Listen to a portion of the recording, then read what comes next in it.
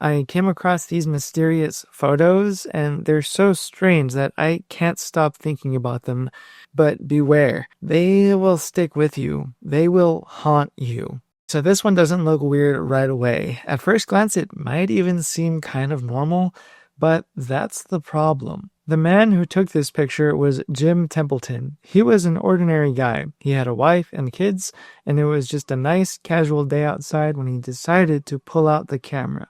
He was taking a picture of his daughter, Elizabeth, in a field near Bergmarsh, England. That's it, right? Just a little girl smiling, nothing bizarre. But let's get a closer look into this part right here and just stare at it for a bit.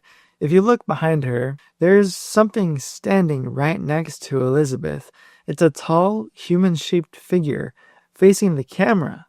After this picture was taken and it circulated around town, Jim was asked about it by locals, and he swore by his own photography, that there was nobody else in this field with him and his daughter. Not his wife, not anyone in the nearby area that could have made their way into the shot.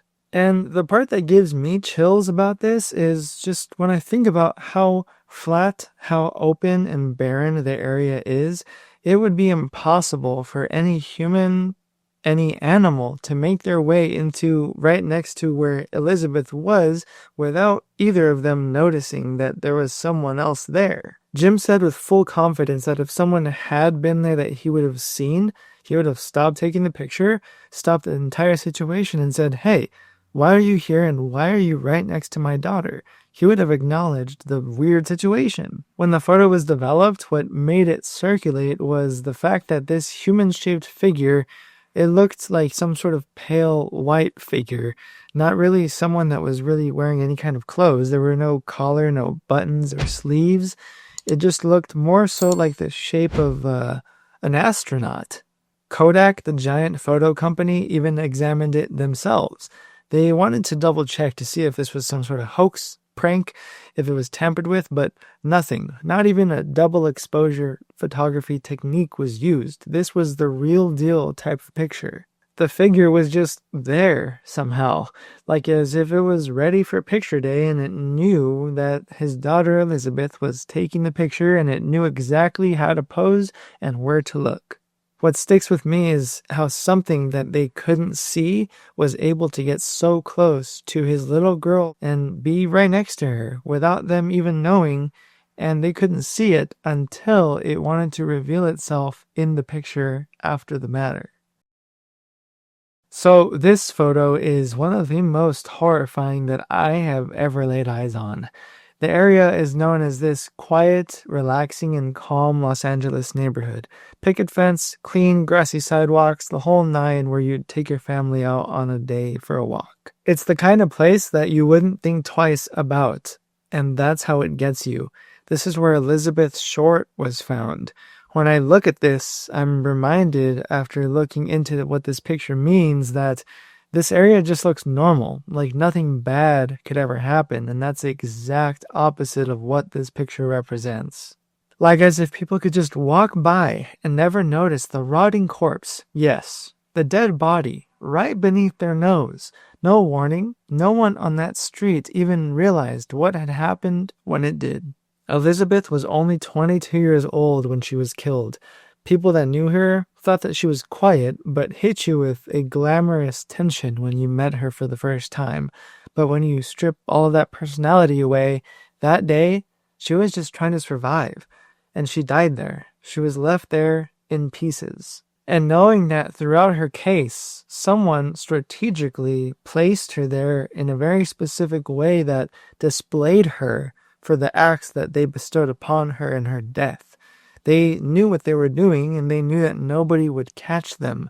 Even though it was a regular day and people were in the area, nobody saw. It's like the photo itself is the essence of who she once was. The time that she was placed there and all of the time that passed, the cars passing by, the people moving on with their lives as if life just goes on because it did, and the killer was never caught. This one was taken at an airbase, and it feels like when a friend comes to you crying for help, The men are posing in their neat uniforms, ready for their group portrait at the base. Everyone is standing in order, exactly where they're supposed to be, taking in the moment, except for one person, and he goes by the name Freddie Jackson, and he's not supposed to be in this picture.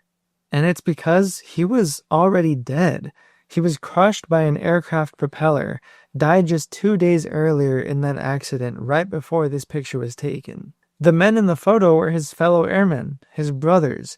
They even attended his funeral. To them, that was the end. He was gone, and they'd never see him again. Until when the picture was printed and given back to the men, that's when they noticed a very faint resemblance of an extra face that was standing right in between the two men in the middle. And immediately, they did recognize him. They said, "Yep, right there, that's Freddie." They didn't panic or get scared. They didn't feel like a ghost was involved. They just felt a longing for their brother. What's so eerie about the picture is how comfortable Freddie looks in it, as he is not physically there, but his ghost is.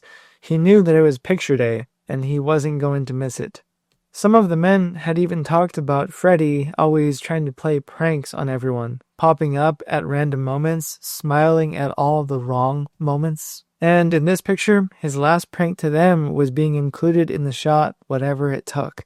He wanted to stand with them one last time.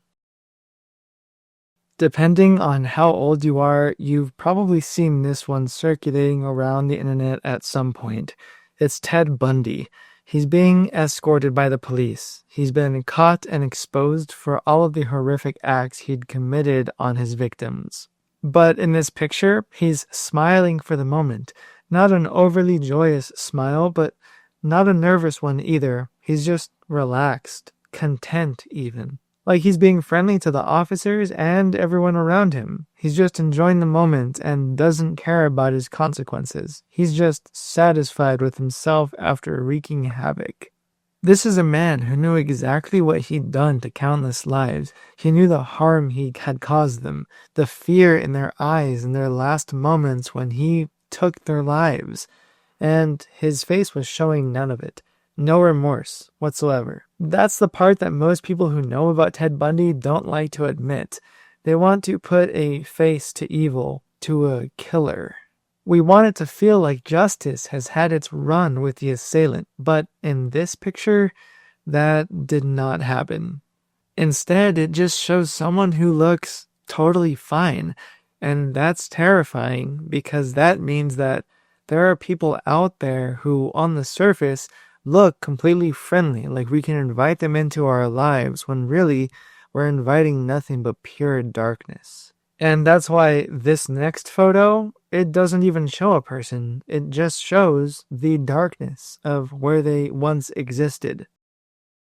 After the atomic bomb hit Hiroshima, the heat that was radiating from the explosion that killed all of those people, it was so intense that, well, it evaporated everyone. Everyone just disintegrated instantly. And in some cases, some of those people that were standing or sitting that were in the blast radius of the bomb, their shadows were burned into the stone. The person's shadow in this picture doesn't have a name. It doesn't have a face to the figure.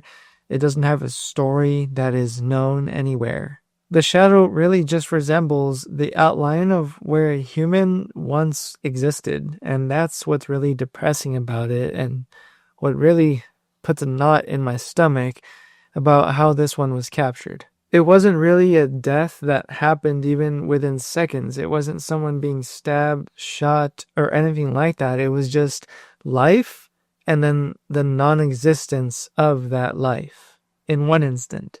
When you look at it long enough, it even starts to become this sort of abstract meaning of the cycle of life. How someone is born, lived, and then ceases to exist.